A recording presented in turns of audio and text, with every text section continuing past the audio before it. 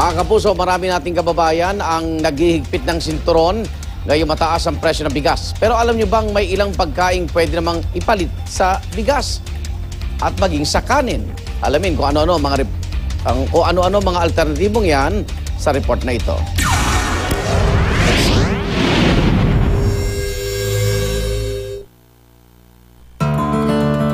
Pagdating sa kainan, hindi nga raw pwedeng mawala sa hapag ang kanin. Pero ngayong tumaas ang presyo ng bigas, maka-extra rice pa kaya si Juan?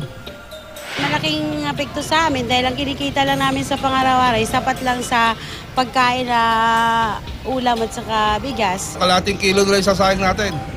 Mayan lang tayong tinapay. Pagkakasyain talaga, wala tayong magagawa. Nitong mga nagdaang araw ay naiulat ang pagtaas ng presyo ng commercial rice mula 2 piso hanggang 5 piso kada kilo. Bagamat tinanggi na ng Department of Agriculture ang kakulangan umano sa supply ng bigas sa bansa. Pero sa mga nais magtipid, may ibang rice alternative o pamalit kanin na pwedeng subukan. Halimbawa, ang half cup ng kanin ay maaaring palitan ng 3 pirasong pandesal o 2 pirasong tinapay. Pwede rin ang kalahating tasa ng kamote, nilagang kamoteng kahoy at patatas. Pwede rin daw pamalit sa kanin ang giniling na mais. At sa parteng Visayas at Mindanao, alam niyo bang alternatibo nila sa bigas ay mula sa katawan ng puno ng sago na isang uri ng palm tree. Binabayo at pinupulbos ang katawan ng puno ng sago.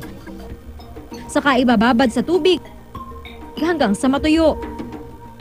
Kadalasang inihahalo ito sa ginataang saging